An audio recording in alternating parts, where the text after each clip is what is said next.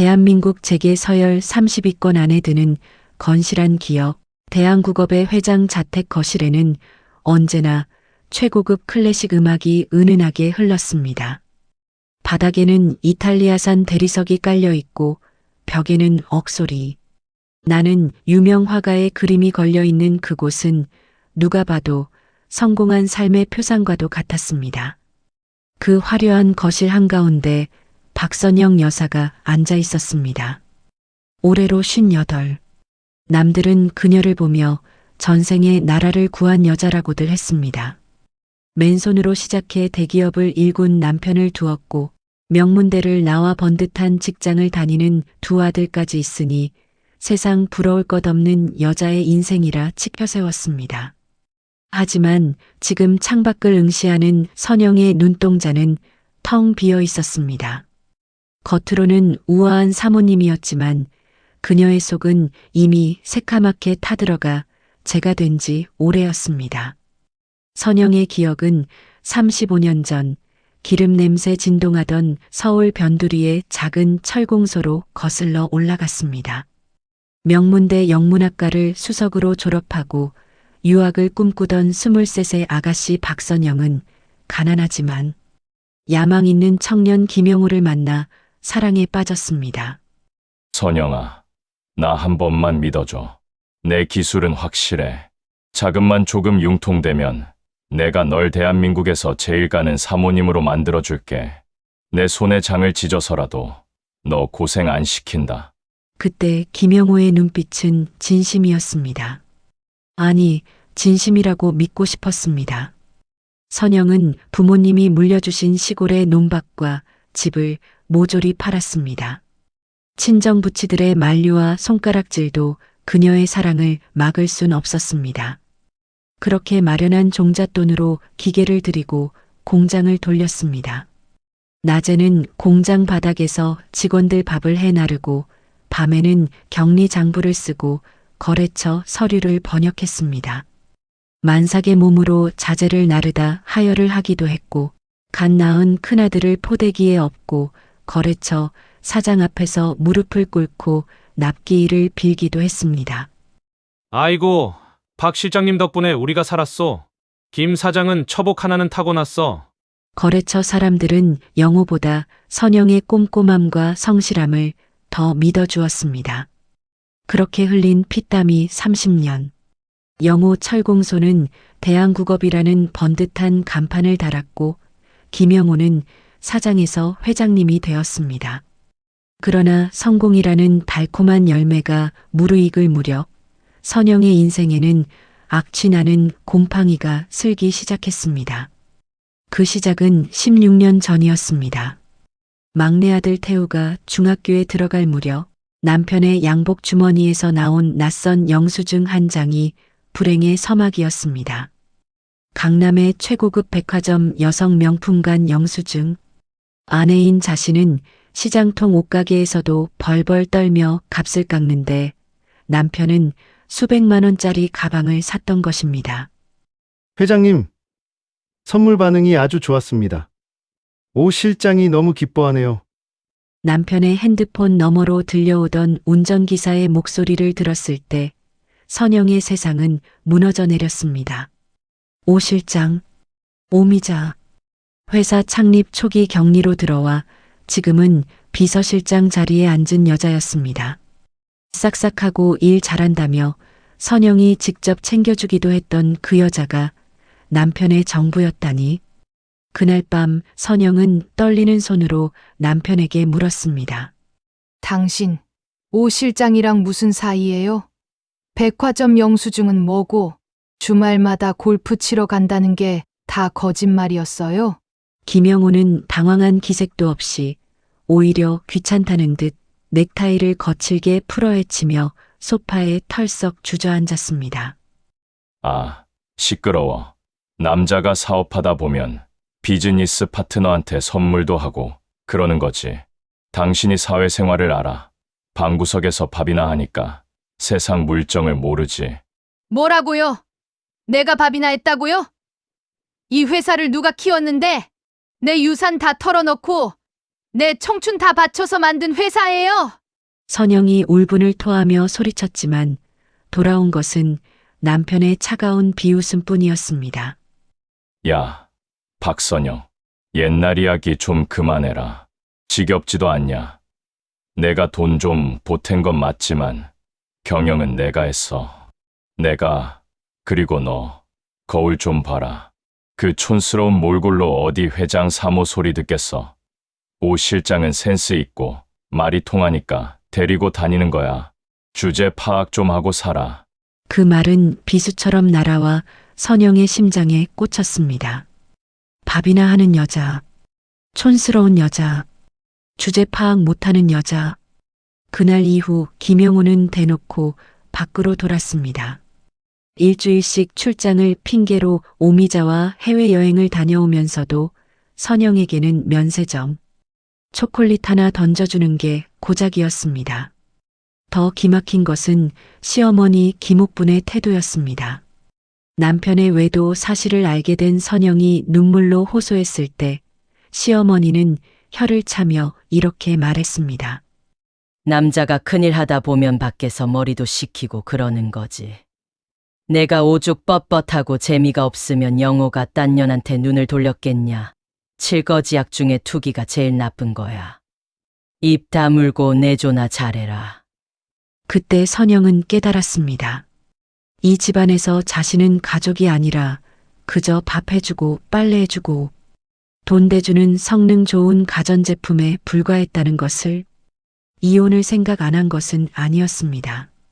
당장이라도 짐을 싸서 나가고 싶었습니다. 하지만 그때 두 아들은 한창 예민한 사춘기였고 친정은 이미 사라진 지 오래여서 갈 곳도 마땅치 않았습니다. 무엇보다 억울했습니다. 내 돈, 내 청춘, 내 피땀으로 세운 이 거대한 성을 저 파렴치한 불륜남녀에게 고스란히 바치고 빈손으로 쫓겨날 수는 없었습니다. 그래, 죽지 말자. 죽을 용기로 버티자. 내가 이 집의 귀신이 되어서라도 내 몫은 찾고 나갈 것이다. 그렇게 이 악물고 버틴 세월이 16년이었습니다. 선영은 감정을 죽였습니다. 남편이 오미자와 희희낙낙하며 골프 여행을 떠날 때도 웃으며 배웅했고 오미자가 집으로 찾아와 결제 서류를 핑계로 안주인 행세를 하려들 때도 묵묵히 차를 내어주었습니다. 사모님, 이번에 회장님 환갑잔치는 호텔에서 크게 하신다면서요? 제가 호텔 측이랑 메뉴 조율 좀 도와드릴까요? 사모님은 이런 큰 행사 경험이 별로 없으시잖아요. 며칠 전 오미자가 뻔뻔한 얼굴로 내뱉은 말은 선영의 인내심을 시험하는 마지막 도발과도 같았습니다. 오미자는 선영을 투명 인간 취급하며 마치 자신이 곧 안주인이 될 사람인 양 거들먹거렸습니다. 선영은 찻잔을 내려놓으며 오미자를 똑바로 쳐다보았습니다. 예전 같으면 분해서 손을 떨었겠지만 지금 선영의 눈빛은 차갑게 가라앉아 있었습니다. 아니요, 오 실장. 이번 환갑잔치는 제가 직접 준비할 겁니다. 아주 특별한 선물을 준비하고 있거든요. 회장님이 평생 잊지 못할 그런 잔치가 될 거예요. 아, 네. 그러시든가요. 회장님이 실망하지 않으셔야 할 텐데. 오미자는 비웃음을 흘리며 돌아갔습니다. 그녀의 뒷모습을 보며 선영은 입술을 깨물었습니다. 그날 밤 선영은 서재에 있는 금고가 아닌 자신의 드레스룸 깊숙한 곳에 숨겨둔 낡은 가방을 꺼냈습니다. 그 안에는 지난 16년간 그녀가 피를 말리는 심정으로 모아온 증거들이 들어 있었습니다. 남편의 차명 계좌 내역, 오미자 명의로 빼돌린 회사의 알짜 부동산 등기부 등본, 두 사람이 주고받은 낯 뜨거운 문자 메시지, 출력물, 그리고 결정적으로 회사의 비자금 장부 복사본까지. 가장 결정적인 증거는 뜻밖의 곳에서 나왔습니다. 3년 전 중풍으로 쓰러진 시어머니 김옥분을 지극정성으로 간호하던 어느 날이었습니다. 며느리의 헌신에 마음을 연 시어머니가 베개 밑에서 꼬깃꼬깃한 열쇠 하나를 건네주었던 것입니다. 선영아, 내가 미안하다. 내가 이렇게까지 할 줄 몰랐어. 영호 그놈이 사람을 잘못 봤다. 이거 영호가 내 이름으로 숨겨둔 개인 금고 열쇠다. 그 안에 내가 살 길이 있을 게다. 시어머니의 참회와 함께 건네받은 그 열쇠는 선영에게 천군만마와도 같았습니다. 그 안에는 김영호가 회사 돈을 횡령해 오미자와 호의호식하며 탕진한 내역이 적나라하게 기록된 비밀 수첩이 들어 있었습니다. 선영은 떨리는 손으로 서류들을 하나하나 넘겨보았습니다. 종이 한 장 한 장마다 그녀가 흘린 눈물과 삼켜야 했던 모멸감이 배어 있었습니다. 김영호, 그리고 오미자, 너희들은 내가 그저 밥이나 하고 청소나 하는 무식한 여자라고 생각했겠지.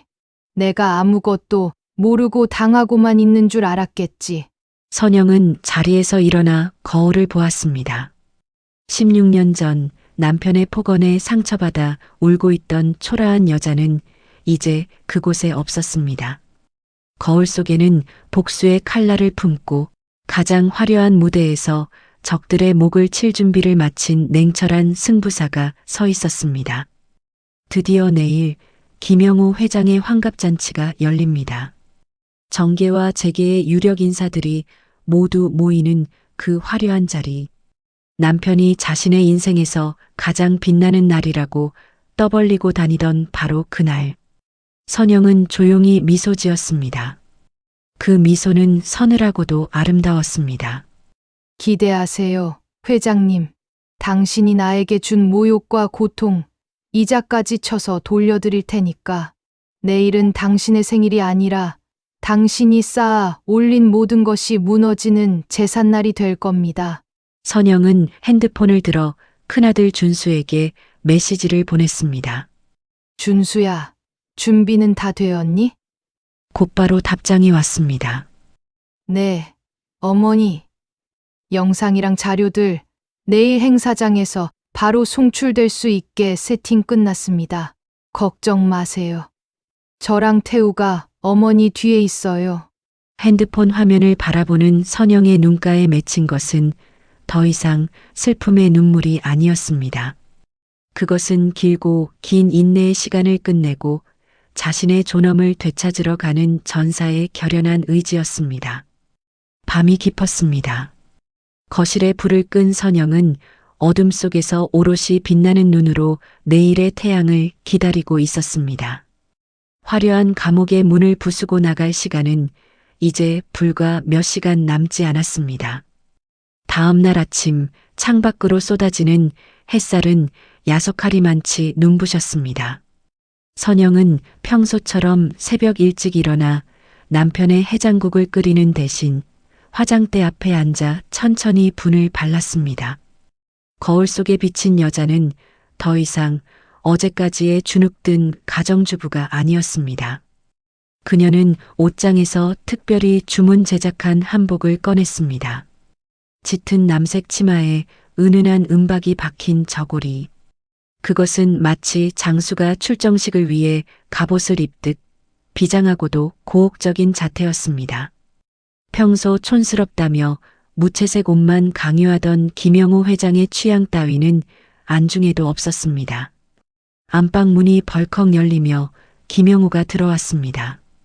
그는 잔뜩 찌푸린 얼굴로 넥타이를 매만지며 소리쳤습니다. 여보, 내 검은색 넥타이 어디 뒀어? 오늘 같은 날 내가 그거 찾는 거 몰라? 선영은 미동도 하지 않고 귀걸이를 걸며 거울을 통해 남편을 바라보았습니다. 서랍 두 번째 칸에 있어요. 그리고 오늘부터는 직접 찾으세요. 손이 없어요. 발이 없어요.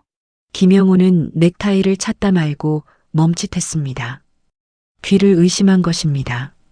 지난 30년 동안 단 한 번도 들어본 적 없는 아내의 대꾸였습니다.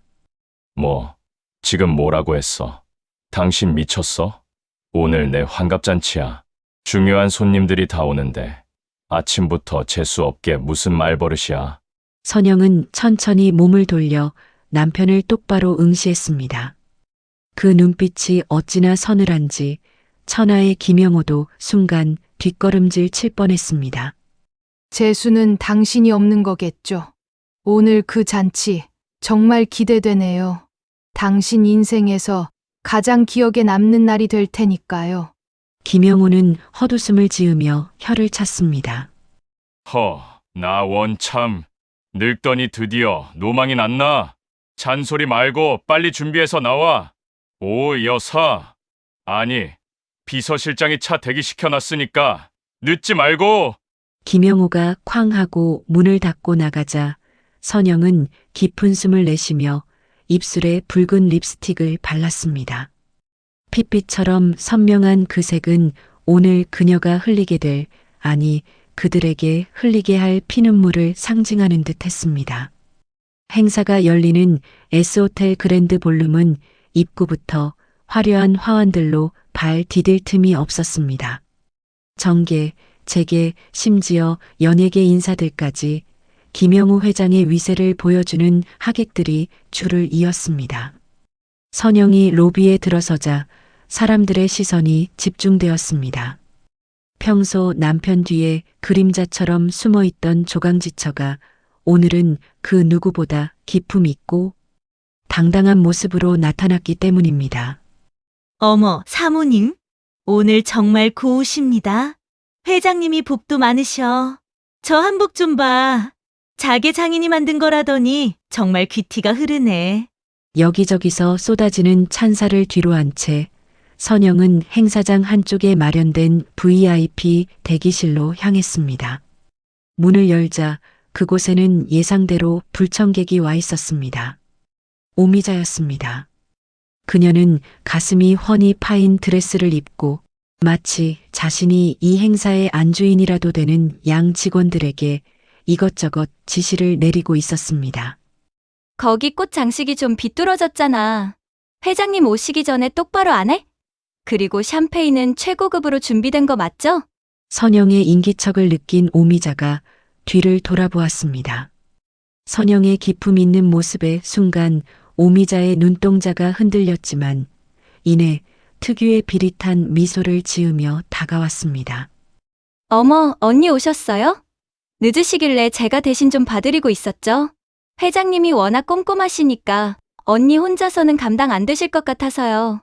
선영은 오미자를 투명 인간 취급하며 소파에 앉았습니다. 그리고 핸드백에서 손수건을 꺼내 손을 닦으며 나직이 말했습니다. 걸레가 행주 흉내를 낸다고 식탁 위에 올라올 수는 없는 법이지. 냄새 나니까 좀 비켜줄래?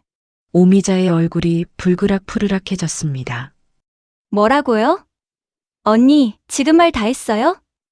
내가 누군지 알고 이래요? 나 회장님 최측근이에요. 회사 지분도 언니보다 내가 더 많이 관리하고 있다고요. 그래, 그 지분. 내가 몸 굴려서 빼돌린 그 회사 돈 말하는 거지? 자랑할 게 도둑질밖에 없니? 이 여자가 진짜 미쳤나? 오미자가 소리를 지르며 달려들려는 찰나 대기실 문이 열리고 김영호가 들어왔습니다. 그는 두 여자 사이의 살벌한 기류를 눈치챘지만 오히려 오미자를 감싸며 선영을 나무랐습니다. 당신 여기서 뭐 하는 거야? 손님들 다 와 계신데 나와서 인사 안 하고. 그리고 오 실장은 일 도와주러 온 사람인데 왜 면박을 줘?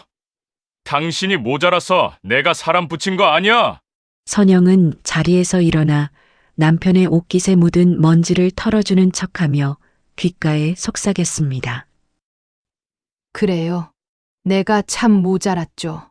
당신 같은 인간을 남편이라고 믿고 30년을 살았으니. 하지만 걱정 마세요. 오늘은 당신이 원하던 대로 완벽하게 내조해 드릴 테니까. 김영호는 선영의 태도가 묘하게 거슬렸지만 밖에서 기다리는 하객들 생각에 서둘러 선영의 등을 떠밀었습니다. 알았으면 나가. 웃어. 좀 웃으라고. 초상집 왔어?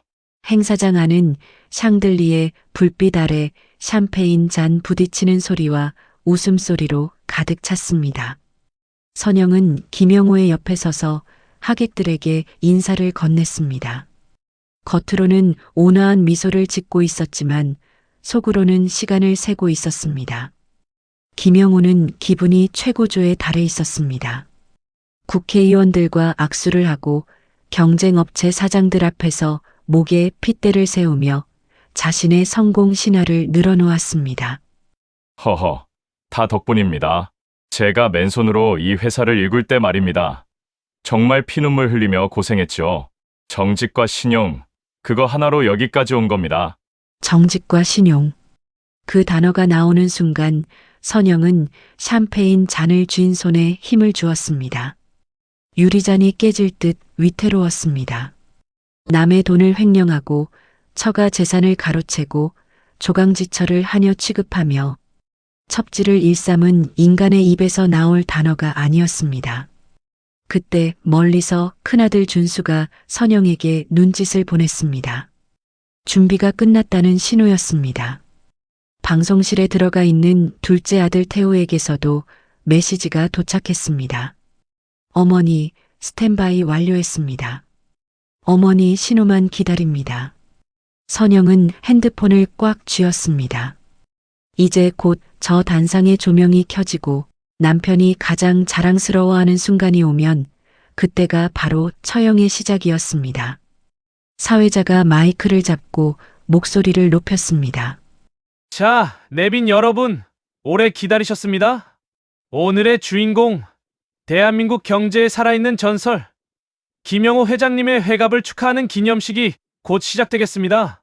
모두 자리에 착석해 주십시오. 우레와 같은 박수 소리가 쏟아졌습니다. 김영호는 의기양양하게 손을 흔들며 단상으로 걸어나갔습니다. 오미자는 구석진 테이블에 앉아 묘한 승리감에 도취된 눈빛으로 그를 바라보고 있었습니다. 마치 자신이 저 자리의 주인인 양턱을 치켜들고 있었습니다.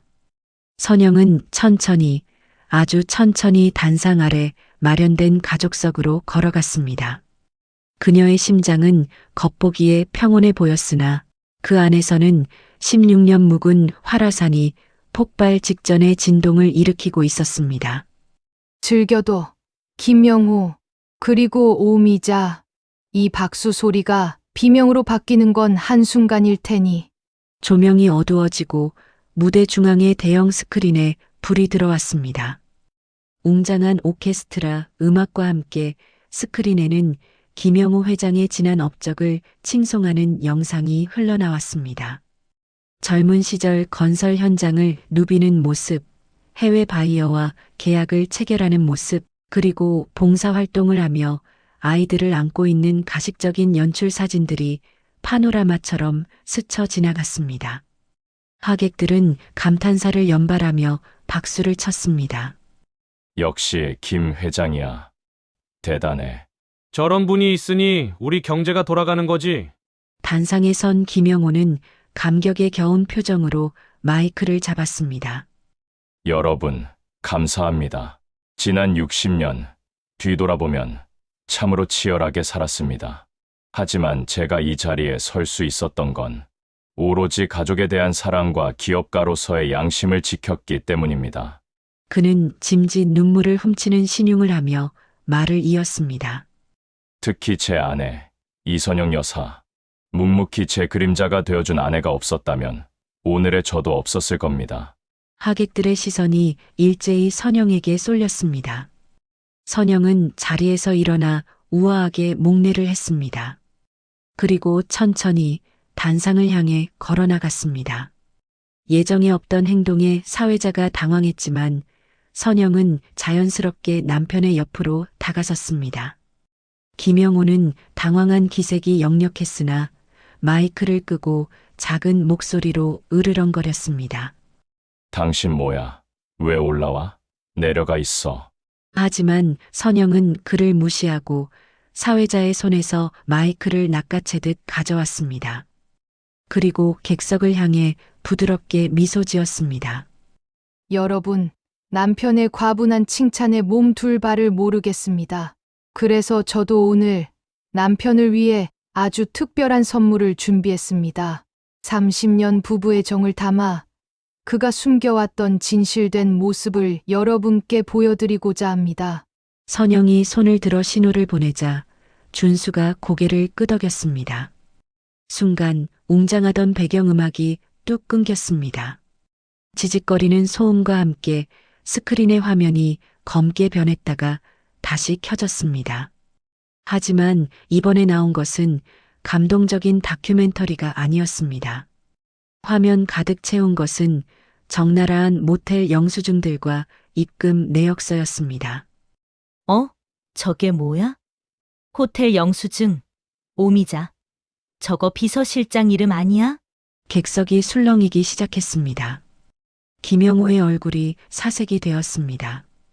그는 뒤를 돌아 스크린을 보고는 기겁하며 소리쳤습니다. 이거 꺼. 당장 안 꺼. 방송실 뭐 하는 거야? 하지만 영상은 멈추지 않았습니다. 오히려 화면이 전환되며 더 충격적인 것들이 쏟아져 나왔습니다. 김영우와 오미자가 주고받은 문자 메시지들이 거대한 화면에 텍스트로 박혔습니다. 자기야, 이번에 회사 땅 판 거 내 명의로 돌려놓은 거 맞지? 마누라는 모르지? 걱정 마. 그 멍청한 여편네는 10원 한 장 없어진 줄도 몰라. 다 자기 노후 자금이야. 적나라한 대화 내용이 스크린을 메우자 장내는 찬물을 끼얹은 듯 조용해졌다가 이내 웅성거림이 파도처럼 번져나갔습니다.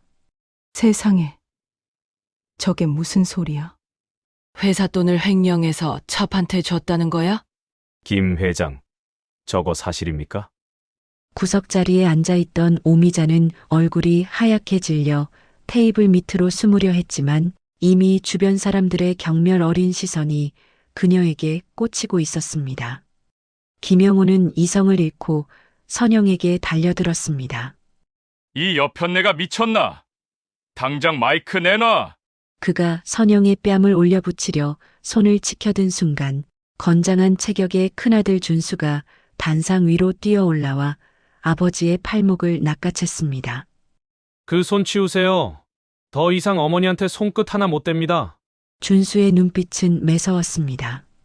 평소 아버지의 기에 눌려 살던 유약한 아들의 모습이 아니었습니다.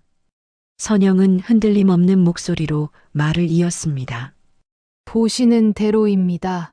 정직과 신용, 가족 사랑, 다 껍데기일 뿐입니다. 저 사람은 지난 16년간 회사 돈 50억 원을 횡령해 내연녀 오미자에게 건넸고 제 친정에서 물려받은 땅까지 몰래 팔아치웠습니다. 거짓말이야. 저 여자 미쳤어. 치매야 치매라고. 김영우가 발악하며 소리쳤지만 스크린에는 결정적인 증거가 떴습니다. 바로 시어머니 김옥분이 남긴 비밀 수첩의 내용과 김영우의 육성이 녹음된 파일이 재생된 것입니다. 엄니, 이번 한 번만 눈 감아주세요. 선영이 그 여자는 어차피 애들 키우는 식모나 다름없잖아요. 미자가 아들도 낳아준다는데 회사 지분 좀 넘기는 게 뭐 어때서요? 김영호의 걸걸한 목소리가 스피커를 통해 행사장에 쩌렁쩌렁 울려 퍼졌습니다. 그것은 변명의 여지가 없는 스스로의 목을 조르는 밧줄이었습니다. 하객들 사이에서 야유가 터져나왔습니다. 김영우와 친분을 과시하던 국회의원은 황급히 자리를 떴고 기자들은 플래시를 터뜨리며 이 난장판을 취재하기 바빴습니다. 김영우는 다리에 힘이 풀린 듯 주저앉았습니다. 그는 믿을 수 없다는 눈으로 선영을 올려다보았습니다. 너!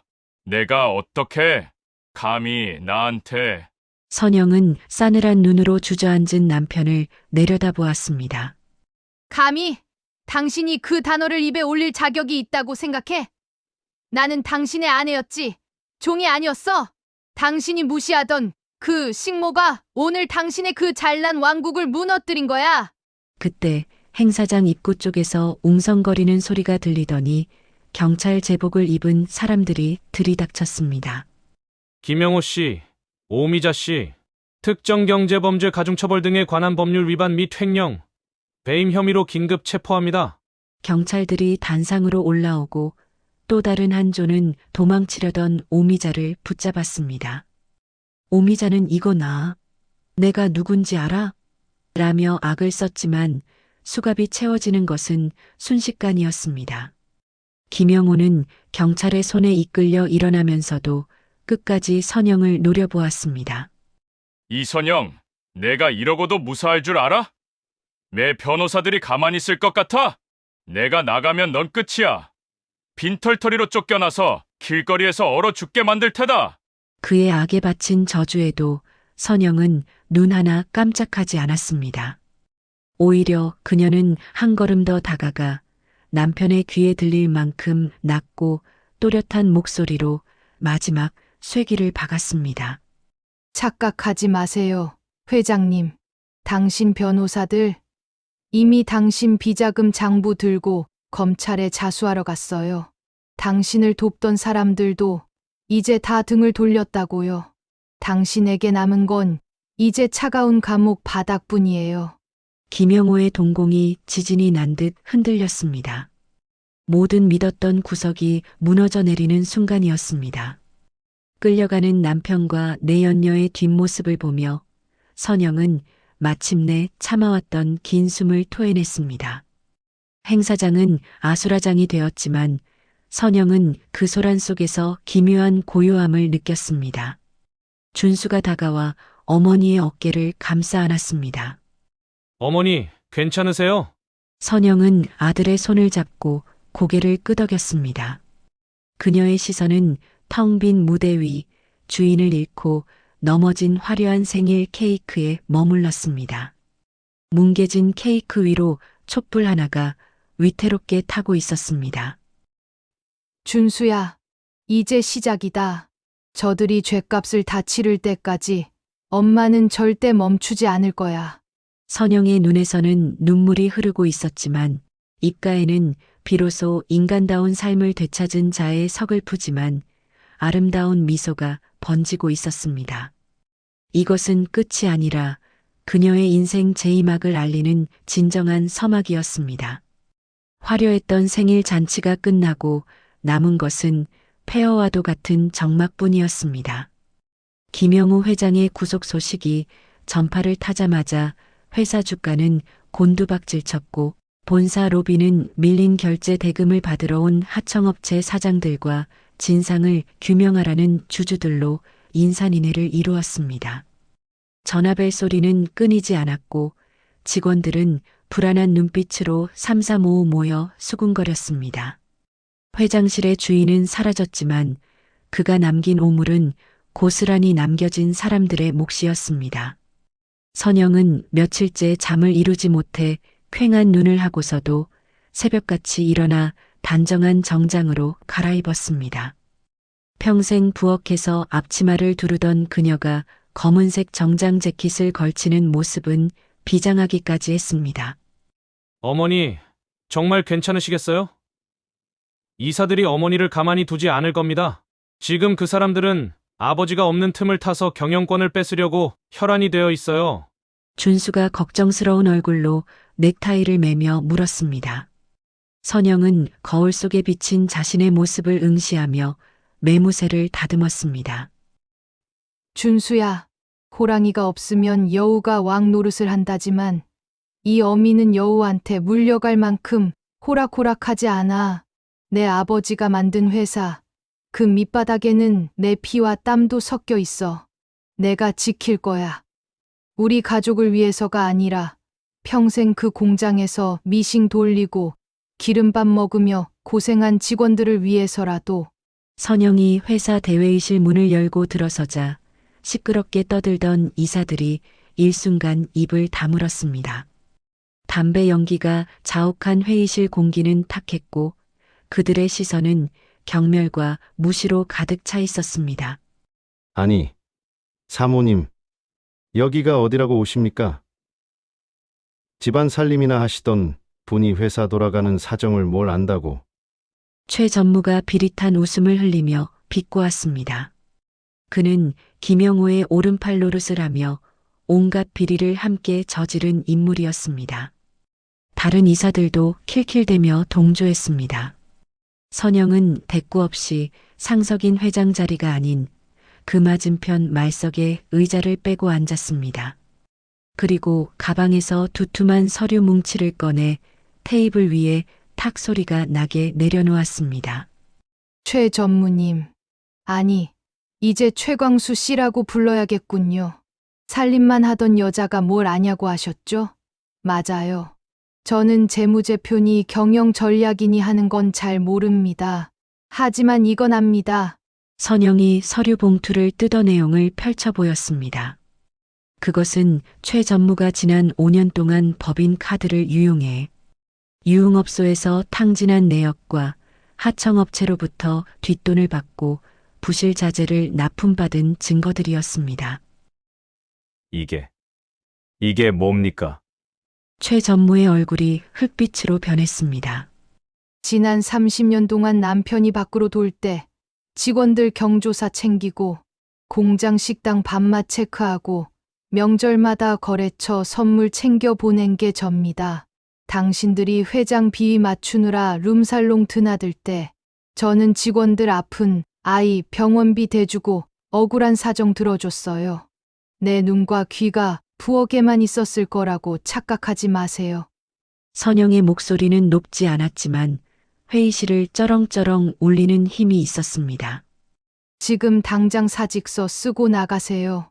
검찰 조사가 시작되면 이 장부도 함께 넘어갈 겁니다. 김영호 회장 혼자 죽을 것 같죠?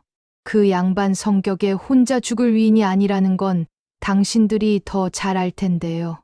이사들은 꿀먹은 벙어리가 되었습니다. 김영호가 구속된 마당에 자신들의 비리까지 터지면 감옥행은 불 보듯 뻔한 일이었습니다. 분위기는 순식간에 반전되었습니다. 선영의 카리스마에 압도된 이사들은 슬금슬금 눈치를 보더니 하나둘 고개를 숙였습니다. 한편 구치소 접견실의 공기는 차갑게 얼어붙어 있었습니다. 수의를 입은 김영호는 며칠 사이에 10년은 늙어 보였습니다. 그의 앞에는 오미자가 앉아 있었습니다.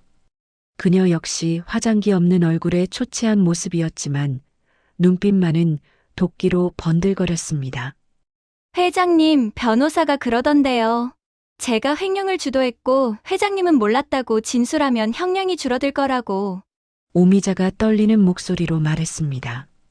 김영호는 칸막이 유리를 주먹으로 쾅 치며 소리쳤습니다. 당연한 거 아니야. 내가 꼬리치고 바람 넣어서 한 짓이잖아. 내가 나가야 너도 빼내줄 거 아니야. 일단 내가 다 안고 가. 내가 나가서 최고 로펌 써서 너 집행유예로 나오게 해줄 테니까. 어? 오미자는 기가 막힌다는 듯 헛웃음을 터뜨렸습니다. 집행유예? 당신 변호사가 당신 살리자고 나한테 징역 10년은 각오하라고 하던데? 당신은 끝까지 나를 이용해 먹을 생각뿐이구나. 자랑? 웃기지 마. 당신은 그냥 자기밖에 모르는 늙은이일 뿐이야. 이 내가 감히 나한테. 김영호가 길길이 날뛰었지만 오미자는 차갑게 돌아섰습니다. 그녀가 접견실을 나오자마자 마주친 것은 복도 의자에 앉아있던 선영이었습니다. 오미자는 흠칫 놀라 뒷걸음질 쳤습니다. 사모님. 선영은 천천히 일어나 오미자에게 다가갔습니다. 그리고 품에서 작은 통장 하나를 꺼내 오미자의 손에 쥐어주었습니다. 내가 낳았다는 그 아이, 유전자 검사해봤다. 우리 그이 핏줄 아니더구나. 다른 남자 아이라며? 오미자의 눈이 공포로 크게 확장되었습니다. 그걸 어떻게? 내가 김영호 속이고 이중장부 만들어서 빼돌린 돈. 그거 내 애 키우려고 그런 거 다 안다. 신고하면 너는 횡령죄에 사기죄까지 추가될 거야. 하지만 난 그러지 않을 생각이다. 선영의 말에 오미자는 의아한 듯 그녀를 쳐다보았습니다. 이 통장, 내가 빼돌린 돈이 아니라 내가 따로 챙겨둔 위로금이다. 큰 돈은 아니지만 아이랑 먹고 살 길은 열릴 거야. 대신 조건이 있어. 조건이라니요? 법정에서 있는 그대로 증언해 김영호가 시킨 짓, 그 사람이 주도한 모든 불법 행위들 하나도 빠짐없이 다 불어 너 혼자 뒤집어 쓰지 말고 그 사람 죄는 그 사람이 받게. 그게 내가 살 길이고 내가 너한테 베푸는 마지막 잡이야. 오미자는 통장을 쥐고 주저앉아 오열했습니다. 자신이 뺏으려 했던 자리의 주인이 자신을 짓밟는 대신 손을 내밀어 구원하려 하고 있었습니다. 그것은 패배감보다 더 큰 부끄러움이었습니다.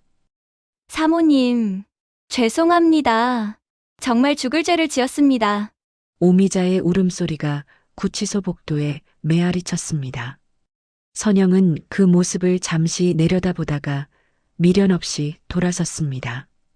구치소를 빠져나오는 선영의 위로 잿빛 구름 사이로 한 줄기 햇살이 내리쬐고 있었습니다. 폭풍은 아직 끝나지 않았지만 배의 키는 이제 온전히 선영의 손에 쥐어져 있었습니다. 재판이 열리는 날 법원 앞은 취재진으로 발 디딜 틈이 없었습니다. 재벌 회장의 몰락, 아내의 반란, 세기의 이혼, 소송 등 자극적인 헤드라인이 신문 일면을 장식했습니다.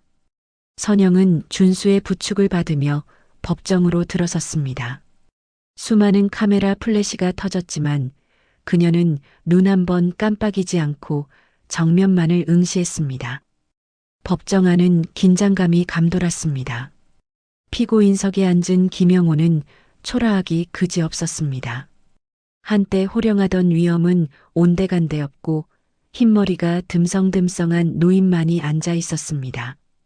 반면 증인석에 앉은 오미자는 결심한 듯 단호한 표정이었습니다.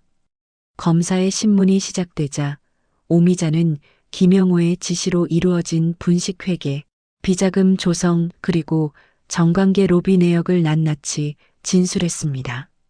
모든 것은 김영호 회장의 지시였습니다. 저는 그가 시키는 대로 했을 뿐이고 그는 저에게 모든 죄를 뒤집어 씌우려 했습니다.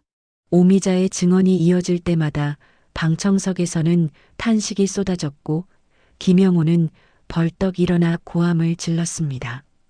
거짓말이야. 저 여자가 다 꾸민 짓이라고. 판사님, 저는 억울합니다. 하지만 판사는 냉정하게 경고하며 그를 자리에 앉혔습니다.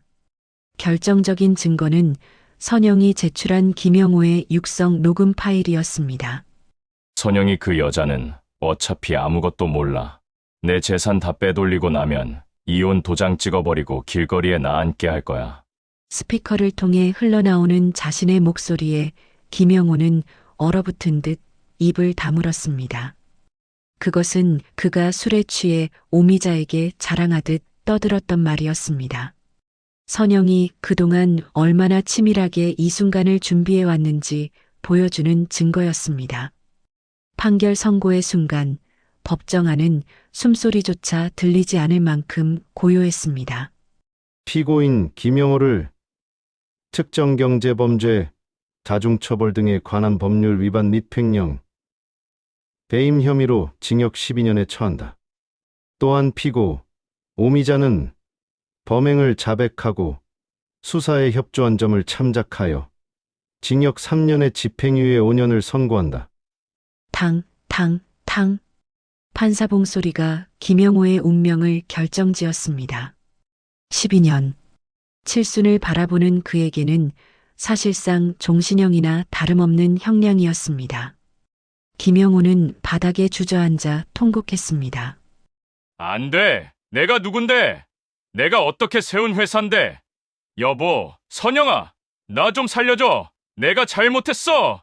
교도관들에게 끌려나가며 김영호가 선영을 향해 손을 뻗었지만 선영은 그저 서글픈 눈으로 그를 바라볼 뿐이었습니다.